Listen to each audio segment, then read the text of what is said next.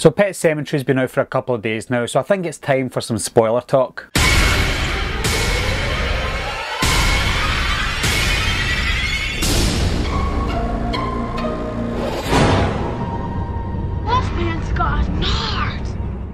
So on Thursday I uploaded my movie review for Pet Sematary. It was a spoiler-free review. The only spoiler stuff that I spoke about was the stuff that we saw in the trailer. But this is the spoiler review, so we can get more into it now. So near the beginning of the film, we see Lewis and Rachel move to their new house next to the Pet Sematary. Lewis and Rachel have moved there to get some quiet time, so they've got more time with the kids rather than being in Boston where it's always busy and then don't get time with their kids. And Lewis's biggest reason is because he hates seeing all the really bad accidents and stuff that happen in Boston. But his first day on the job, he sees Victor Pascow dying in front of him on a hospital bed. So that's not a great start. And it is the first time we are introduced to Victor Pascow. I never spoke about Victor Pascow in my spoiler-free review, and the reason being is because I didn't want to tell you how much I was disappointed in the character. This movie could have done without Victor. Whereas the original movie seemed to rely on him more, and I think if they used him more in this film it might have been better, but the fact that they didn't use him a lot, he just felt useless anytime he was on screen. He was really only there to try and make sure Rachel gets back to Lewis, to make sure everything's okay, but in this one they was very underutilised. Good some prosthetic work on his head, but again he just wasn't utilised properly. Now I like the setting in the original and the remake equally.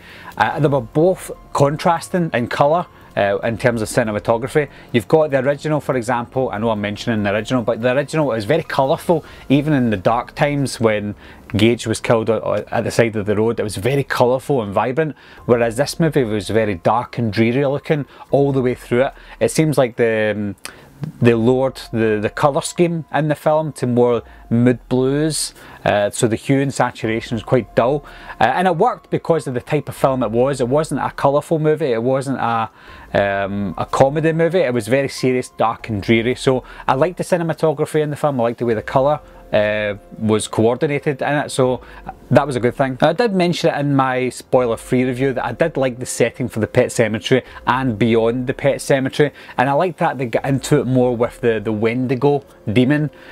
We don't actually see the Wendigo demon, so that's a spoiler, but we do hear the Wendigo demon, and when they look in the back, anytime they hear the noise of this Wendigo, they always look in the distance and through the woods and through the trees, and we always think that we're going to get to see some sort of shadow coming past.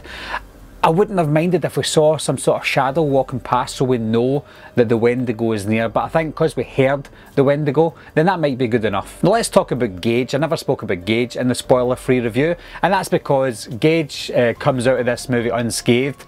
He seems to be the only one that comes out of the movie unscathed as far as we've seen on screen. So at this moment in time, he is unscathed. I liked the little Gage in this one. He didn't have a lot of talk time or a lot of screen time.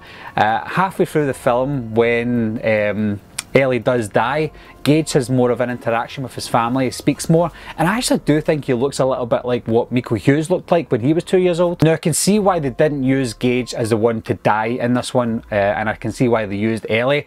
The type of things that they wanted the child to do after they came back from the dead, it just wouldn't be appropriate in 2019 to get a 2-year-old to do that, and I don't think the 2-year-old actor in Pet Sematary could have done what Ellie had to do anyway, so I think it was a good change up between Ellie and Gage. But I liked the whole build up to see Ellie getting killed. Obviously we didn't like to see Ellie getting killed, but I liked the build up of it.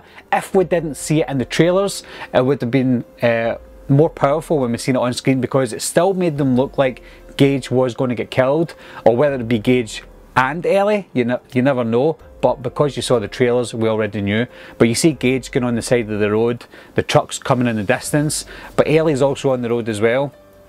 And even though Ellie's on the road, we still had a feeling that Gage could have died. But in the end, Gage was saved by Lewis and Ellie was the one that got hit. Now, that scene was very impactful for me. The original was impactful for me, but I think this one again, I've got a girl and a boy, and when I watched Pet Sematary, the original, when Gage was killed, I automatically thought of my son, and it was horrible. And in this one, when Ellie was killed, I automatically thought of my daughter. So it was hard hitting for both movies for me. They both were very impactful. I think that the scene with Ellie was a little bit more powerful for me because the length of time it took for them to discover her body and Lewis to go over and hold her body. The reaction from both actors were great. Up to that moment when Ellie was killed, the movie didn't have a shock factor because we knew what was happening all the way through it. It was just the same as the original Pet Sematary, so if they did leave the twist of Ellie swapping over with Gage out of the trailers, I think again everybody would have been a lot more satisfied and shocked when they saw that it was Ellie that was killed instead of Gage. Now the third act of the film was where a lot of people had issues with. They had issues with the pacing because the pacing of the first and second act were quite slow and drawn out, and the third act was quite quick. I do agree that it was a quick act, but I don't think it was a bad thing. I think that it was just faster paced than the rest of the movie, but I still think that was a good thing. I can see that when they were filming the third act, you can tell that they had viewers of the original in mind, most notably when Judd was walking about his house looking for Ellie to try and defend himself, and you see a shot of his ankles quite a bit, so they know that we know that something's going to happen to his ankles or ankle, just like in the original movie. And when that did happen again, it was quite quick and faster, but it was still very effective. Now let's talk about Zelda again. I touched on it in my spoiler-free review about Zelda. I've had a couple of days to think about it.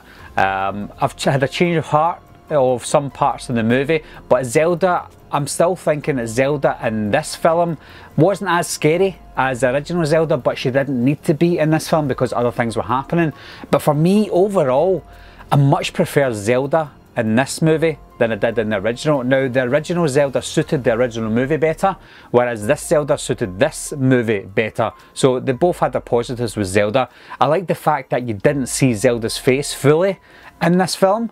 It left a bit more mystery because we didn't want to see her face. Well, I didn't want to see her face. And I liked how they used the dumbwaiter as part of the whole mysterious act when Rachel was talking about how Zelda died. Zelda died because of Rachel. Whether she liked it or not, it was because of Rachel. Rachel always, well, she tried to put her dinner up to her in the dumbwaiter, but Zelda couldn't really reach it because of her spinal meningitis and ended up falling down the shaft of the dumbwaiter. That's how she died in this film. And then after Rachel spoke about it, we get some kind of glimpses of Zelda being upstairs.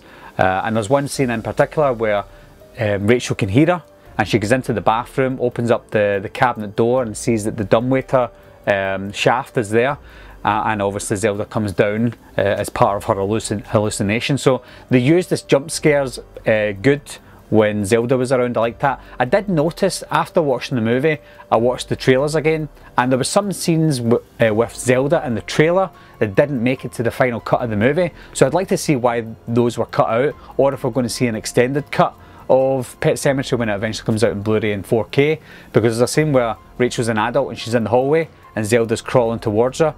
I didn't see that in my version of Pet Sematary, so if you've seen it in the cinema, either I missed it and it was a quick shot, or just, I don't know, I didn't look at that bit for some reason, but I don't think that scene was in the final cut. We've got a dead Ellie coming back, killing her own mother, and then she's dragging her mother into the cemetery to bring her back. So the two of them have came back, and they've killed Lewis as well, and they end up bringing Lewis back.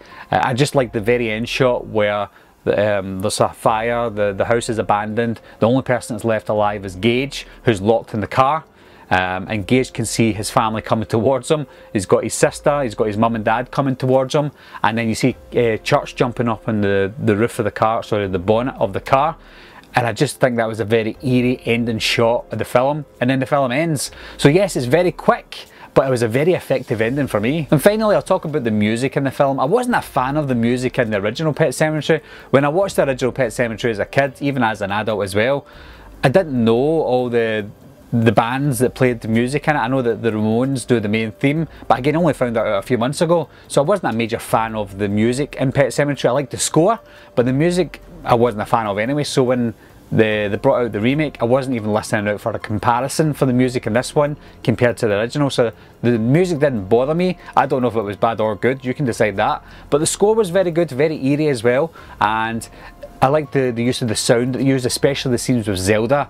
It wasn't jump scare sounds, it was just really like noise sounds, you know what I'm talking about if you've seen it in the cinema.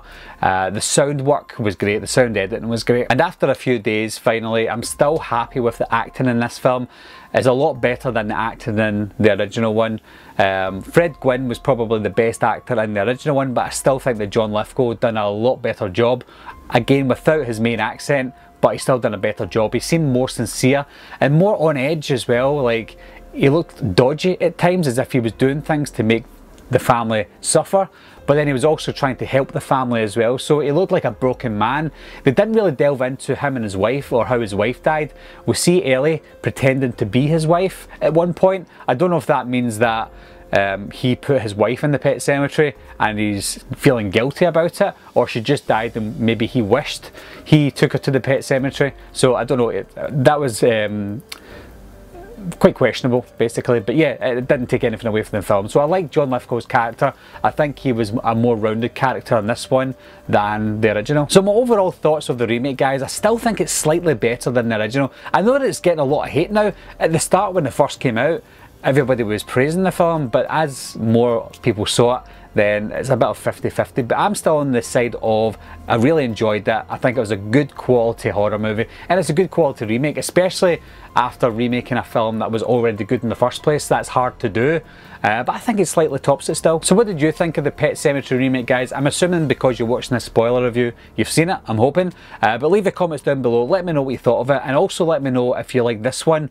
over the original. Anyway guys, thanks a lot for watching again, thanks for subscribing, I'll see you soon, bye bye.